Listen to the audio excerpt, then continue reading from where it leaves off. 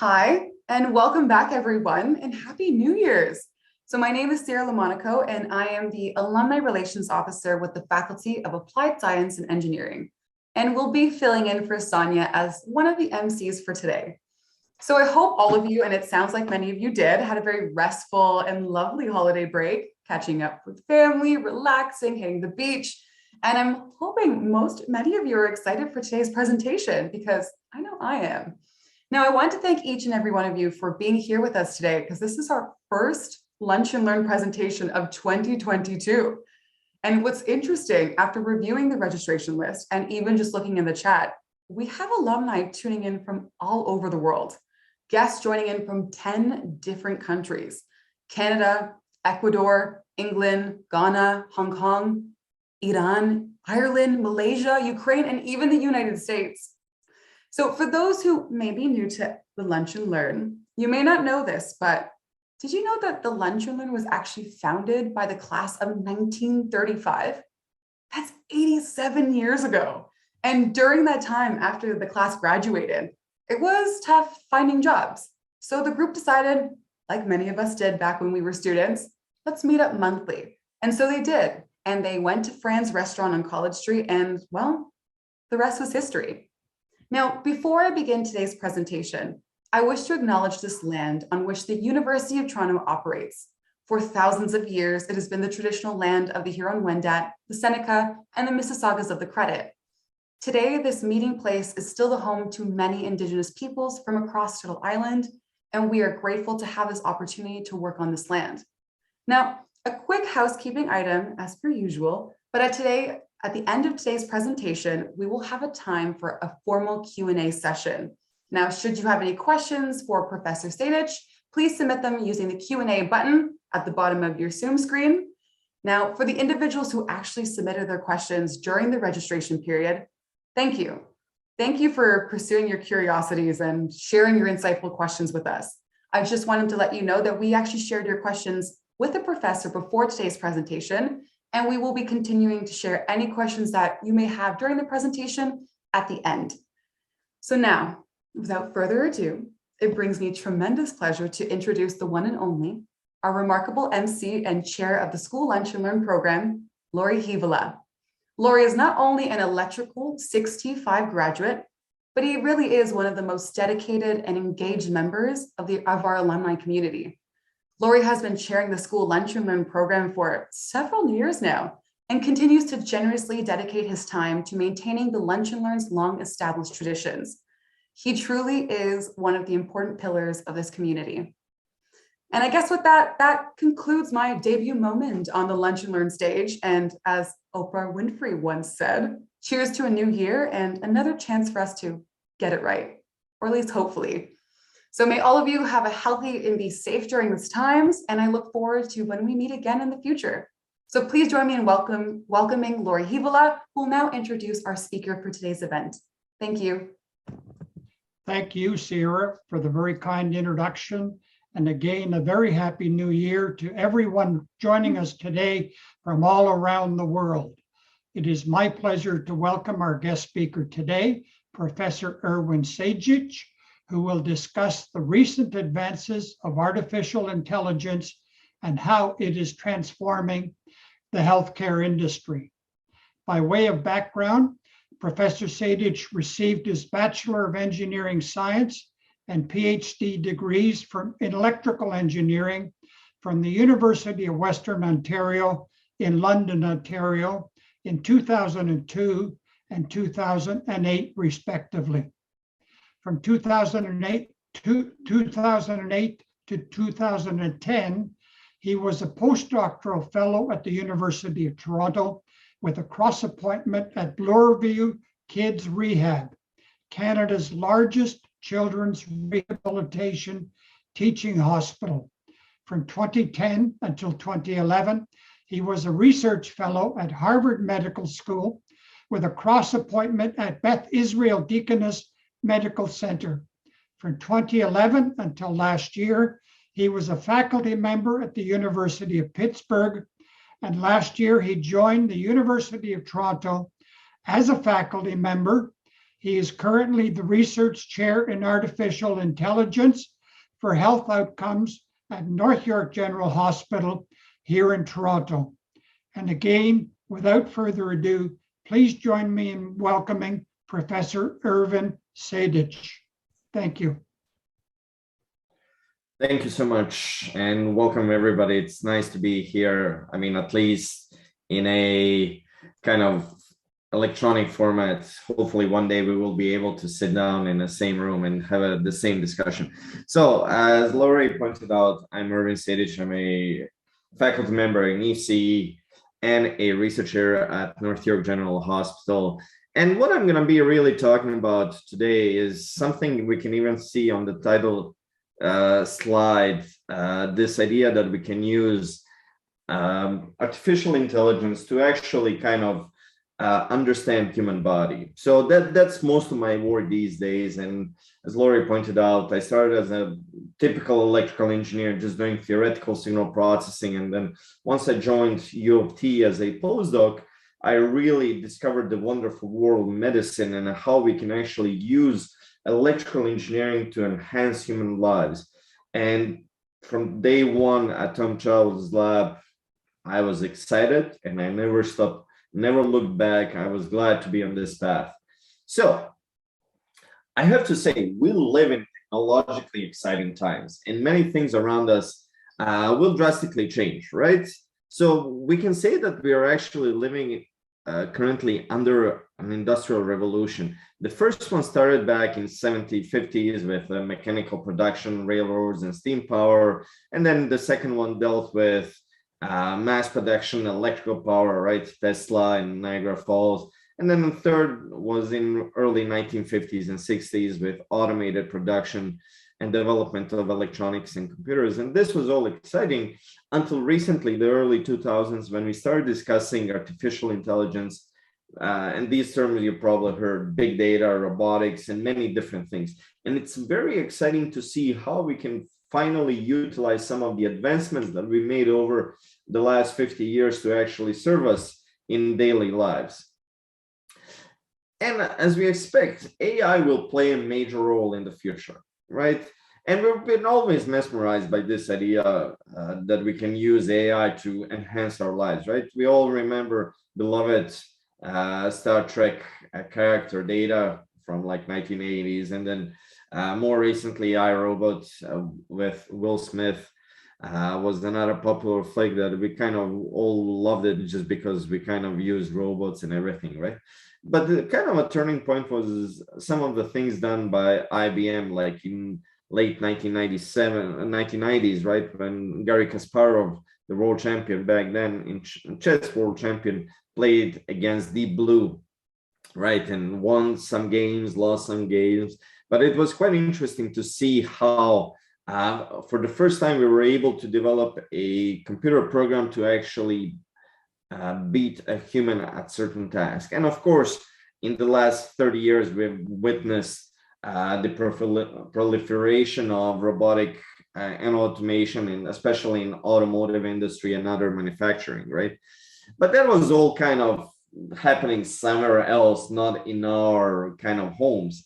And with the appearances of Google and Yahoo in early 2000, a lot of things have changed. And these companies really pioneered the utilization of AI in everyday lives, right? If you can remember back those when Gmail occurred, or some of these services provided by these big internet services providers and service providers, a lot of things have changed, right? And nowadays we all have something that we call smart, from washing machines, cameras, and even smart vacuum cleaner. And if you walked around the U of T campus in recent months, there was a funny post on one of the posts saying that, you know, we lost Roomba, 2-year-old Roomba, because we left the door open. So people, you know, like to make jokes about it, but it's really happening. And we can see how these advances that were only used in some high-end military application are really now trickling down to everyday life, and how we're using them to actually enhance our lives. And of course, AI is a relatively new field, even though it had early contributions. The first kind of major thoughts or first thoughts about AI were by Blaise Pascal in 1640s, and then also those when we formed some of the initial opinions, when we dreamt about how we can do things in a way that it's maybe really too advanced for that period of time. And then for a few hundred years, there was nothing. And then Alan Turing and his famous Turing test appeared in 1950s. And the term artificial intelligence was really coined at a conference, small mathematical conference in Notre Dame in the States. And people were excited and many things occurred, but for the next 40 to 50 years, nothing really happened. I mean, there were developments, and then suddenly, everybody was excited, and then the excitement would die down, and then we would get another excitement, and then it would die down. So that was going on for almost 40, 50 years, so-called winters. People were excited, and then they realized that they cannot do much. So then the so-called AI winter would occur. Nobody wanted to do AI. But then in the last 10 years, it's really taking off. And some of it's really driven by the algorithms developed by Geoffrey Hinton, who used to be, or who is a faculty member at the computer science department at U of T. So a lot of deep learning algorithms were developed by his group. And a lot of excitement in the last 10 to 20 years is really driven by the development of GPUs, because we could finally run these algorithms and get some results in reasonable amount of time. I remember some of my early work, well, not even that long ago, 10 years ago, I would be running some of my algorithms, for months at a time. I always had a dedicated computer just for running simulations underneath my desk. Nowadays, my students run those exact same simulations within a few minutes using these GPUs and servers that we have in the lab. So a lot has changed, and things keep progressing. We see new services, we see new things that can really occur and that AI can help us with. So the question is really, what is AI? It's really an umbrella term that signifies a study of intelligent agents that attempt to maximize their chances of successfully achieving their goals, right? And we are often interchange AI and machine learning in daily kind of discussions, but those are really two different terms. AI is an umbrella term that encompasses planning, robotics, natural language processing, perception, knowledge, machine learning. All of that forms AI, right? So planning is really how we can use intelligent agents to set the goals and achieve them. Robotics is how we can actually develop robots to be useful to us. Natural language processing, we've seen many applications. How can we use automated algorithms to actually process the text and spit out the information? Perception is really how we can use different sensors to sense the environment around us. And of course, knowledge is basically how we can use some expert systems to gather together explicit knowledge possessed by experts in some narrow domain, right? And machine learning is really, as we know, like just basically how we can develop algorithms to automate a lot of these ideas. So, as I said, AI is an umbrella term, but in daily kind of discussions, we often interchange AI and machine learning, even though AI is a more broader term. But let's be realistic. AI is a difficult field, and it's not a magic bullet. For example, if you look at these two figures here of two cute babies, what we actually see are two cute babies staring at each other, giggling. Then we see some giraffes, elephants drawn, totally cute picture. What a computer algorithm sees are a bunch of zeros and ones, right? So the difficulty is really, how do we translate all of what we see and know into the computer algorithms, right? It's not a trivial task. It's a very, very difficult task. And most of our work in the field in general is development of these algorithms most of the time, how we can more in an easier way develop these algorithms to actually translate what we see here into these numbers here, right? And of course, many things are confounding. This was a typical example that we used in computer vision until like 10 years ago or so, where whenever we wanted to recognize or classify objects, this was a typical example that we use to see whether our algorithm works or not, because obviously this is a human being, this is a pet, right? But a lot of these algorithms were not able to differentiate this properly until recently. And of course, we always hear about, AI privacy, that, Big Brother is going to be watching us. It's a bit more difficult than, portrayed by Hollywood movies and series, because here is a typical example also used in computer vision, where we have a photo of a person, and then person wears the glasses or makes different faces, or just different lighting conditions. And all of these could be easily used to throw off the accuracy of the algorithm, right? Even to this date. So it's not that easy of a task. Another kind of, which leads me to something called Moravec paradox. And Moravec was a faculty member at Carnegie Mellon University in Pittsburgh, and he was one of the pioneers of AI, which stated that high-level reasoning requires very little computation, but low-level sensory motor skills require enormous computational resources. And I love this sentence by him, who stated that it's comparatively easy to make computers exhibit adult-level performance on intelligence tests or playing checkers, and difficult or impossible to give them the skills of a one-year-old when it comes to perception and mobility, which is true to this date, right? It's very easy. So you often hear, there was a few years ago, Google developed this system that played either checkers or one of these games, and it won against the best player, but they invested so much resources just to beat a single human being, right? And again, checkers and chess and all these games have very systematic set of rules, and it's very easy to program them. So you basically just keep programming different rules and different options, and that's how you do it. But once you go beyond that, it becomes very difficult problem to do.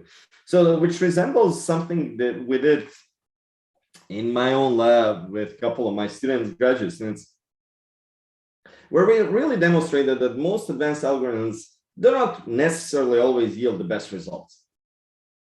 So, for example, there is so-called MNIST database, which is a database of almost 50,000 handwritten digits, 0 to 9, right? So you can see these digits, and each digits, we have about 50,000 representative samples of each digit. So the best algorithm was using deep neural network, very advanced algorithm, and it was, it was very accurate in high 90s, right? And we really loved it. We reproduced the results and it worked beautifully. But then I said to my students, let's try something very trivial. Let's, instead of having such a complex and computationally intensive algorithms, let's develop a very simple approach. And the approach is, let's use 10 neurons that are in parallel. And each neuron, and in neural networks or data science, neuron is basically very simple decision maker, yes, no, right? And each neuron would decide whether it's a 1 digit or not. So it's 0 or not, 1 or not, 2 or not.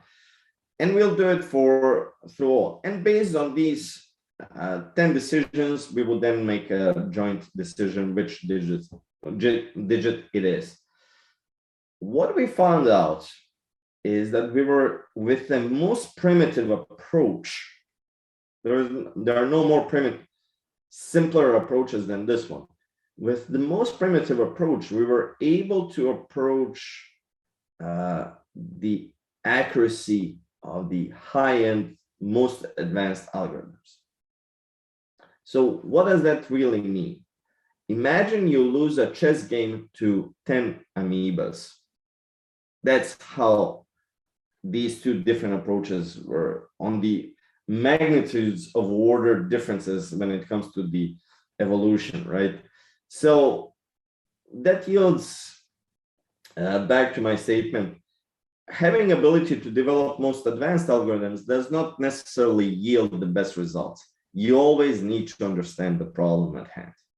Having said that, the question is always, well, how can we use AI in healthcare, right, or medicine? And there are many different opportunities, right? Here's a typical kind of what we hope to achieve down the road is that, we would be able to form a digital version of you using your healthcare data from social behavior, genomics, biosensors, gut microbe, wearable devices, family histories, that all of that would be able to, it would enable us to develop virtual replica of you, and we will be able to understand your not behavior, but your health outcomes based on those models, right? That's kind of the long-term goal. But currently we can use AI in many different approaches or different aspects of AI, from the genomic processing to voice, speech analysis, variables, using virtual bots for mental health. For example, we use machine learning with my collaborators at the University of Pittsburgh, we used machine learning to analyze the 10-second pre-hospital ECG that they would use on patients that called 911 with symptoms of cardiac arrest, right? So we were able to kind of use the 10 seconds of data to quickly tell paramedics, all right, once you get, or even the ER people, once you get this patient in, send him to or her to a cath lab or do this, right? And of course, AI will play a major role when it comes to medical imaging. If you had to do any radiological imaging recently, most likely you did not see your radiologist, because the poor person is stuck somewhere in the basement looking at the thousands and thousands and thousands of images a day, right? So we are hoping by speeding up some of the process for radiologists, we are able to actually free up their time so they can actually see more patients, see in person more patients, right? And of course, we will be also using AI to kind of predict some of the inpatient issues such as death or falls, or generally to promote patient safety in hospitals, right? So there are many different fronts where we can compare and use AI to enhance the patient outcomes. So we have to be clear, AI will never replace clinicians. And here's a simple comparison. So if you compare AI in medicine to well-known cases where we have a AI in cars, right? So the first kind of, if you look back at those cars from 1950s and early on, there was no automation, everything was mechanical. And then we slowly started introducing driver's assistance and some partial automation, such as steering control, lane changing control, right? And we are hoping down the road to kind of move into the conditional automation, which we already have to a certain level. And, a big dream is the full automation, is that you enter your car, you enter the address, and that's pretty much it. Everything else is done automatically, right? And we might be able to achieve this goal with cars. Not right away, probably it's going to be another 50 to 100 years, but we might get there eventually. Right now, we are here somewhere when it comes to cars and automation, between 2 and 3. Some people might say we are at 4, but more realistically, we are in this between 2 and 3. When it comes to humans and medicine and AI, we're pretty much now no automation whatsoever, right? Even though some people claim that there is a certain level of automation, there is not. At the end of the day, there is nothing automated still. Down the road, what we're really hoping is to introduce some type of automation, so some type of driver's assistant or partial automation. We want to introduce cruise control for clinicians. That's our goal. We will never get this stage 4 of high automation is highly unlikely for many different reasons, and full automation is never expected, right? Because at the end of the day, a good clinician is still a good clinician. Nothing can change him or her, right? So having said that, how did I use AI in my own work?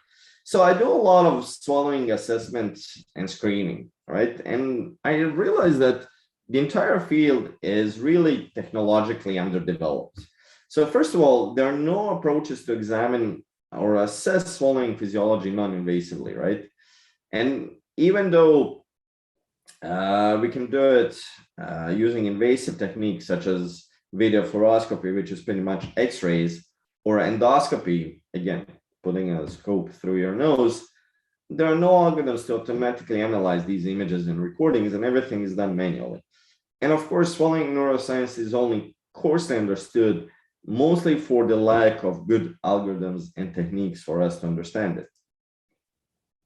So after, we've been cooking on this idea for a long time, but we finally published this idea that we should really start a new field, computational field called computational degradation, in order to help us understand swallowing physiology and swallowing neuroscience. And it's really a combination of image and signal processing using those traditional terms. So pretty much modern data science tools such as AI, computer vision, whatever you want to call it, in order to understand physiology and neuroscience aspects of swallowing. And why swallowing? Because it's one of the major human functions and many things can go wrong. So what we decided to do is really to use non-invasive sensors such as accelerometers or microphones and to listen to your swallowing. So basically, if you plug your ears and you swallow, that sound and vibrations that you can feel here on the neck, that's exactly what we are trying to capture. And that's exactly what we are trying to process and understand. And our goal is to develop computational biomarker indicative of dysphagia. So dysphagia is really just swallowing difficulties. And we also want to understand how we can detect aspirations. So aspirations are those events when you drink or eat something, the food goes the wrong way. So here we're trying to detect those non-invasively, because we can detect them invasively using X-rays, but that's not the best approach, right? So our approach really relies around capturing these vibrations and sounds on the neck. We pre-process, extract some features, and we make a decision about what is going on. But it wasn't always as easy, as straightforward as it is now. When I started working on this in 2008 with Dr. Tom Chow from IBBME, we thought we're going to be done in about a year. He was more optimistic. He said 6 months, and I was really optimistic. I said I'll be done in 3 months. And that was in 2008, February of 2008, so 14 years ago. Good prediction. But we had to face many obstacles, and we really did not know how to resolve it. So we had to develop all these algorithms ourselves. So for example, a typical issue was that if we are trying to record these swallowing vibrations, if person talks or coughs during these recordings, it completely masks the presence of swallowing vibrations. You might ask, well, why don't you tell person not to speak? We did, and all people would always speak, but they would always also cough, because that was natural response if the food goes the wrong way, right? So we needed to develop an approach that was able to actually remove these vocalizations without removing swallowing vibrations. And we were able, after a few months of work, we were able to develop an algorithm that can actually do it fairly accurately. Then another issue that faced us was if people move their head during these recordings. And sometimes it's needed for them to move, because there's something called chin tuck swallows, which are, so in our necks, there are two tubes. One leads to stomach, the other one leads to airway, to lungs, right? So whenever we want to swallow, there's a little flap on top of the tube going down to the lungs, which closes the entrance to this tube in order to prevent food going from the food going into the lungs, right? So this flap does not always work with people with swallowing difficulties. So by moving their heads down, they're mechanically forcing this flap to close the entrance to the airways and enable the food to slide down into the stomach. So it's a clinically relevant maneuver, but the moment people were moving their heads up and down, we had big issues because we would get such large oscillations in our signals that we didn't know what to do. And as an electrical engineer, of course, I tried different filtering, adaptive filtering, nothing worked. So we spent almost a year, and at the end we came up with an approach based on resampling these signals at a lot lower rates than Nyquist rates in order to actually just pick up on these vibrations associated with head movements. So we were able, at the end, we realized we were doing compressive sensing. It was a brand new idea back then, and we really didn't know. And of course, we were able to do that, remove these, so a bunch of these pre-processing algorithms. And of course, we had to remove different types of noise from the signal. So we developed a bunch of these denoising algorithms, and all of them worked more or less accurate. So that's pretty much resolved problem. However, we had to develop, once we did all this pre-processing, we wanted to extract individual swallows because we didn't want to process entire recordings because we were only interested in individual swallows. So we developed a bunch of segmentation algorithms, and now we can do it fairly reliably. Another issue that we had to deal with was a big question: are the apples and oranges the same thing? And after many years of research, we discovered that they are not. Joking aside, what we really were asking at that point in time are foods of different consistencies, of different tastes, are they introducing different vibrations and sounds?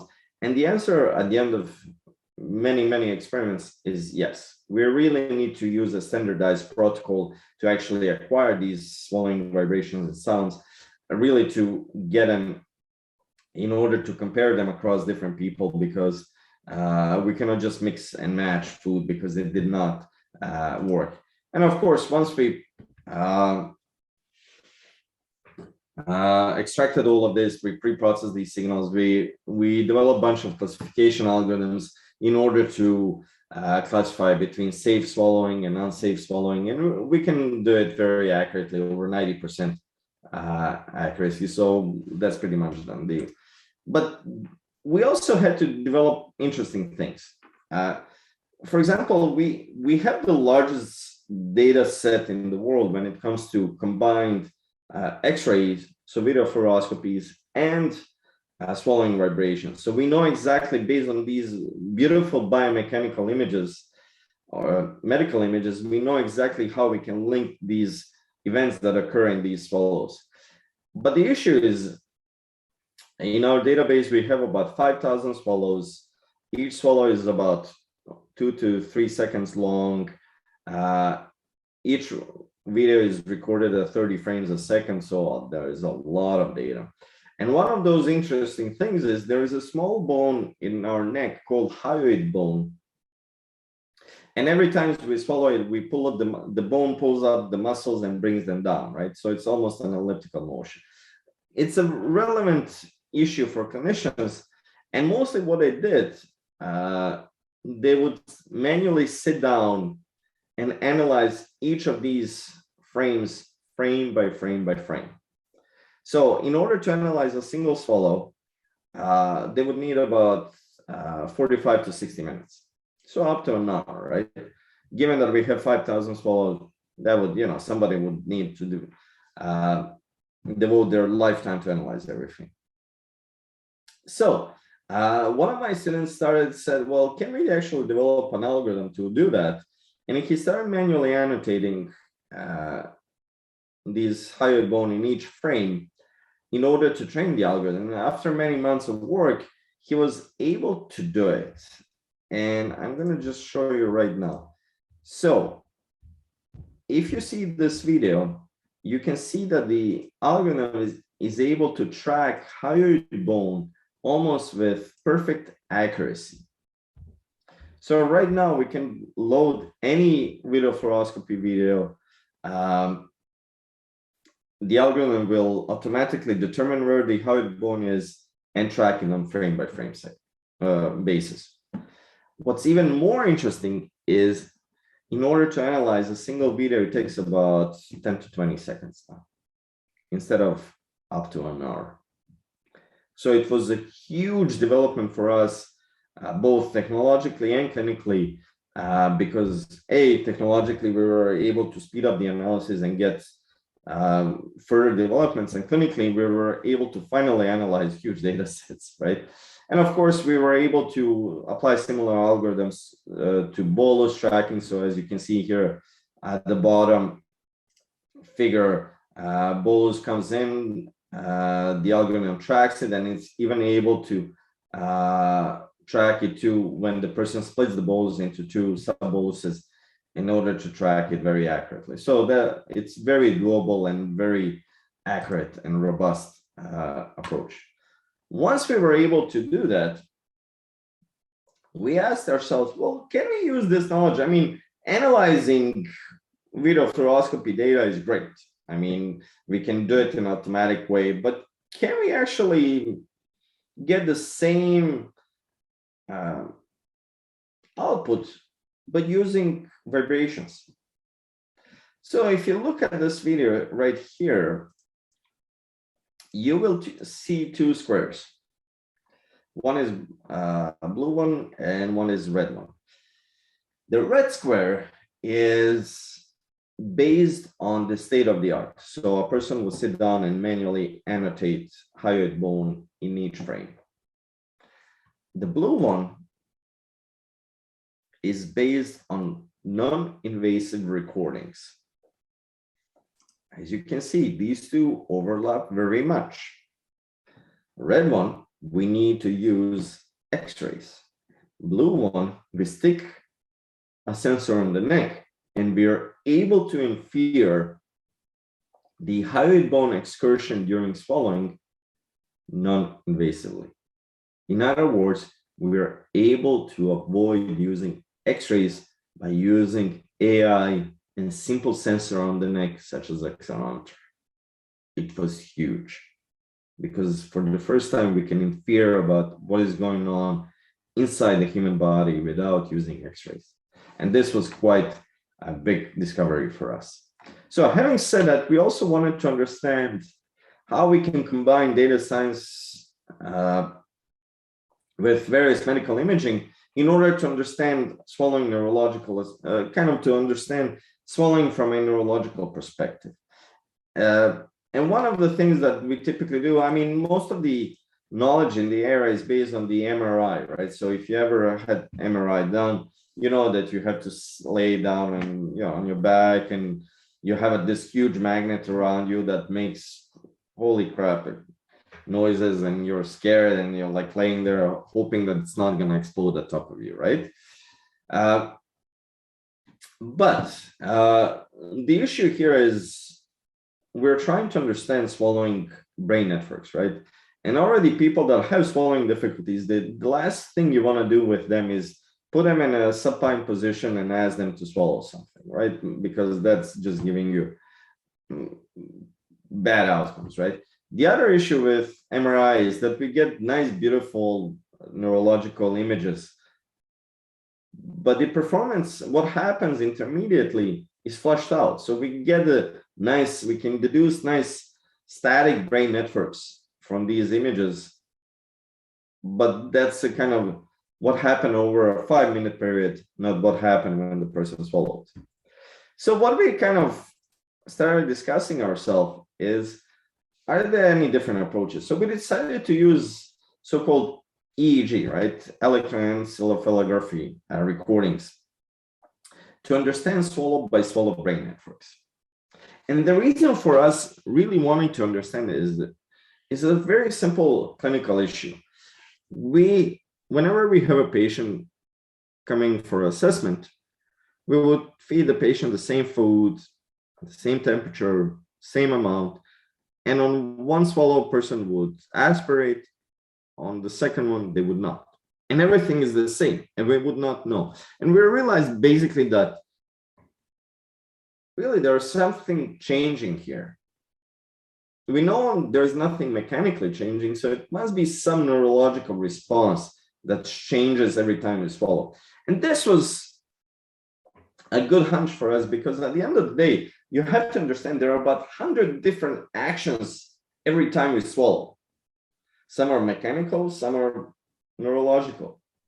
So every time we swallow, and within that second of a swallow, single swallow, there are about 100 different events. Just imagine that.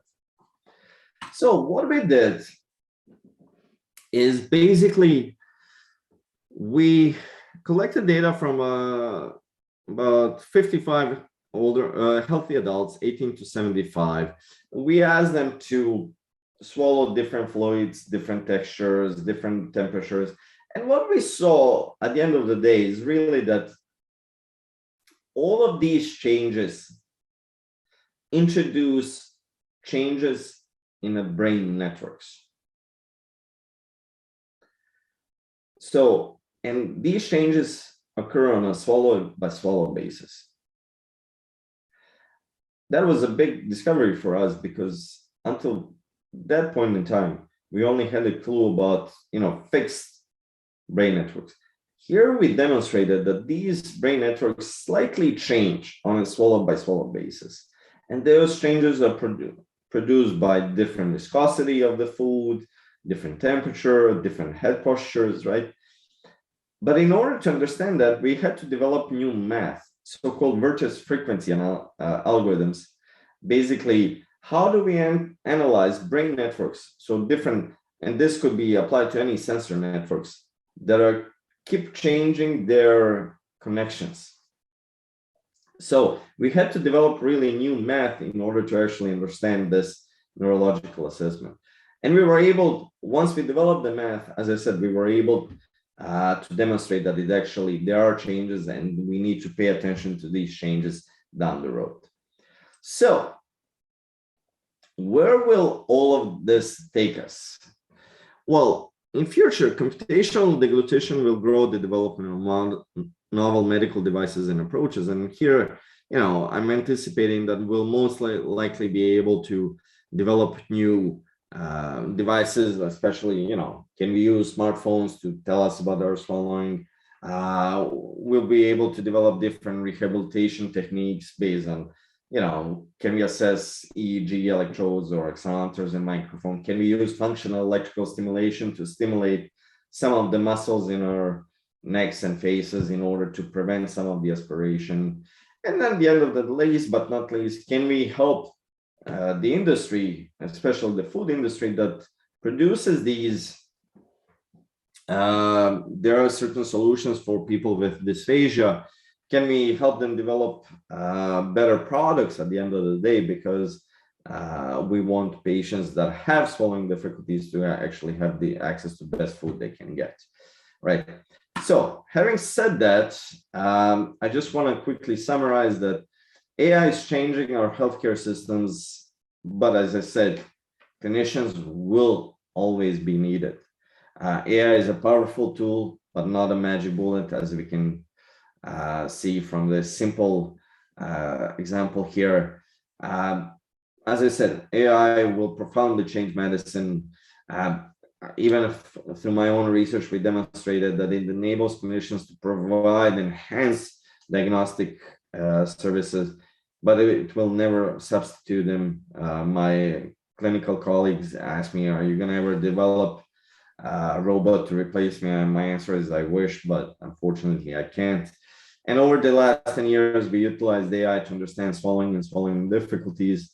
And we made major advances in the field, but many more things are left to be answered. And we are doing a very exciting clinical experiments now. We're about to start a clinical trial, and we'll see how that's gonna, all of this resolve down the road. So thank you very much for your attention. I look forward to your questions. Thank you, Erwin. We have a number of questions, some online and some in advance. Let me begin with the first question. How does using AI differ from using algorithms with the symptoms of the patient as entry? Can you repeat the question, please? How does using AI differ from using algorithms with the symptoms of the patient as data entry? I mean, it's a combination of both. I mean, using patient characteristics and kind of determining it's a really the first level of algorithm in AI to help clinicians. Down the road, I'm hoping that we will be able to actually enhance this so we can give clinicians better tool to assess patients. Thank you. Another question. Is the signal for coughing identified and removed from the signal, or is it used as a feature to detect food going to the wrong path? We technically use it just to remove it. It could be a feature, but it's still, depending on the severity of the dysphagia the patient has, it might be used as a feature, the sign that food goes the wrong way. But most of the patients that have aspirations, they lack this reflex. So that's why the food ends up in their lungs, because they lack this cough reflex. So that's not always the best sign. Next question, and the couple of questions relate to data privacy. Who will control and have access to individual patient data? If the computer makes a misdiagnosis, who gets the lawsuit, the doctor or the software engineer? Excellent question. And that's why we still don't see many developments actually in the real world, because that's one of the things that lawyers are working out, who's to take the blame, right? So there are certain AI approaches that are approved by FDA and Health Canada, but we still have not had a lawsuit, and that's to be discovered who's going to be to blame at the end. Because it's not just the producer of the AI approach, right? Who gets the, is it the software developer or the hardware developer or the joint development? There are many questions to be asked. Thank you. The next question. Many AI projects work well in a controlled lab environment, however, not that well in a real hospital environment. Can you share your thoughts on any implementation best practice that would make AI project in a hospital a success? Yeah, so that's one of my goals of my own research, is to actually, even when we collect our own data, I try to collect in a chaotic real life environment, because as you correctly pointed out, a lot of developments currently published and advertised are really developments in a controlled environment, which do not really carry over to real life environment. And we've seen many failures where even big companies such as Google, they recently made a big error in their judgment when they developed an algorithm based for scanning eyes for potential signs of diabetes, and in their own environment they were able to get very high accuracy, over 90%. And as Google always does, they made a few big news announcements how they're gonna make ophthalmologists obsolete, and then they started a clinical trial down in Thailand, and they failed miserably, just because they did not account for all of these varieties and issues that one can face in a real life environment. So it's a big issue.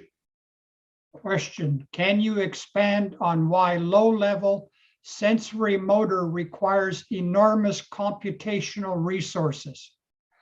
It's a complexity of the those skills, right?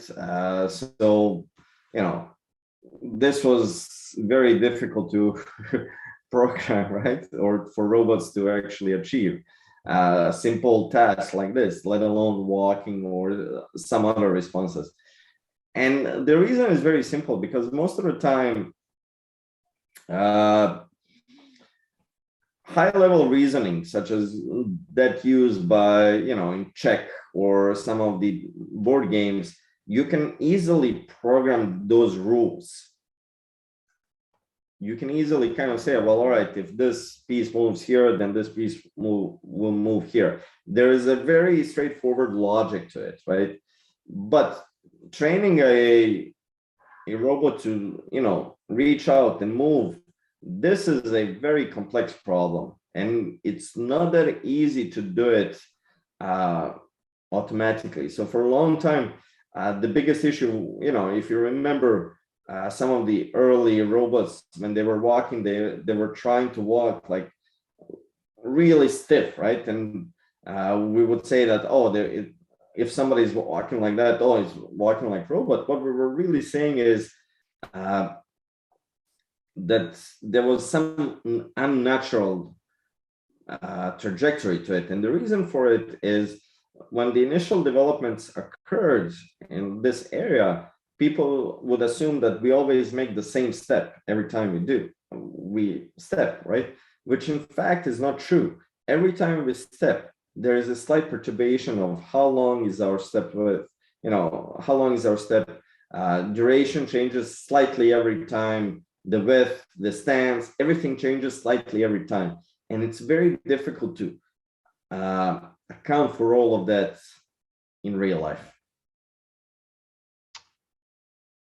Fairly long question. Do you feel that AI could be used to improve one's health by analyzing each individual's diet, exercise, and other positive and negative influences on one's health, to develop an objective basis for charging people for health care, to give people an incentive to improve their personal choices and reduce healthcare expenses?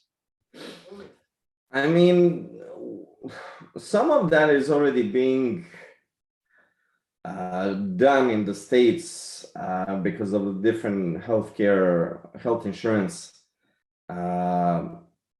private health insurance versus public health insurance, right? So you already have incentives by various health insurance that if you report that you're doing this, then they might decrease your health insurance premiums. And if you decide to wear different wearables, then and they track your number of steps per day, and they might decrease and so on. So it's already being done, even though at the very low level, but it started to percolate into this world of health insurance as well. Somewhat related, and from a former classmate, what are the highest priorities in the medical field for finding AI solutions that will have the best bang for the buck? The highest priority is accuracy and robustness, because we want to have whatever accuracy is, we want it to be robust, right? That we can predict what is the performance of a algorithm or AI approach always to beat this, right? So that we know that the algorithm is 90% accurate, and that it's always 90% accurate, that is fairly robust. So I think those two are, so I would interchange robustness and accuracy are the biggest kind of issues these days. One last question. Do you see AI and audio signal approaches being extended to detect or understand esophageal achalasia, a condition where dysphagia is a main symptom? We could probably do that down the road. I'm not gonna be as optimistic as I was when I was a postdoc and say I'm gonna be done with that in a year, because what last 14 years have taught me is that there are many more things that occur in human body, and it's a lot more complicated than it seems like. But we will be able, once we finish the current projects that we have or current goals, my colleagues and I are looking to extend it to other issues and other health issues associated with swallowing. A last question. Was there a requirement for explainability in the AI in healthcare field? Yes, and that's a big one these days. Can we explain actually what do we see, especially with these big algorithms that we use, complex algorithms that we use based on deep networks, because what we end up getting is a black box, right? And clinicians would like to understand, you know, what happens if I do this, and we always tell them, well, I don't know, right? So we are trying to kind of work on this idea of explainable AI, but again, it's fairly difficult. Theoretically, it works wonderfully, but when you get a deep neural network that has, you know, millions of parameters, and you're trying to kind of compress it down to a few parameters that are easily understood, it's very difficult, right? And most of the time, even those parameters that we get are not as intuitive as we hope, right? They're rather some generalization of many millions of parameters. So explainable AI, while it sounds fascinating, and I want some of my students to work on it, it's still a big question whether we can actually use it reliably. And when I say reliably, can we use it to actually make clinically significant contributions? Because if you're just looking and saying, hey, we can condense this model and we think this is it, that's fine. I mean, we can always publish a paper, but to actually translate this knowledge into clinical care, that's a big question that I'm still not sure that explainable AI will be able to do. Thank you. We have come to the top of the hour. So at this point, I will begin to close today's Lunch and Learn. First of all, thank you for all the questions from our audience today, both in the pre-registration as well as online. Before we close, I would like to thank Professor Ervin Sejdić for being with us today. Thank you for such an informative and entertaining presentation on artificial intelligence in medicine. To everyone who joined us here today, we invite you to share your feedback on the Skule Lunch and Learn series. A link to the online survey is being made available in the chat feature at the bottom of your screen, and will be shared with all of you after this event. Also, a link to the presentation will be shared with all registered guests early next week. For those that were unable to join us online, that is particularly important. Skule Lunch and Learn events are traditionally hosted on the second Wednesday of each month. Thus, our next Skule Lunch and Learn event will be on Wednesday, February 16th. Featuring Professors Robert and Susan Andrews. Yes, they are husband and wife. For your information, more can be found on the Skule Lunch and Learn presentation. Please visit the engineering website. Lastly, we would like to acknowledge and thank TD Insurance and Manulife, both of whom are sponsors of Skule Lunch and Learn through U of T's Pillar Sponsorship Program. Thank you. If you are interested in learning more about Skule Lunch and Learn, please contact the alumni office at events@engineering.utoronto.ca. In closing, I would like to thank all of you for joining us for today's presentation and thereby adjourn today's session of Skule Lunch and Learn. Have a wonderful rest of the day or the night, wherever you may be. And I look forward to seeing each of you again next month on February 16th. Thank you and goodbye.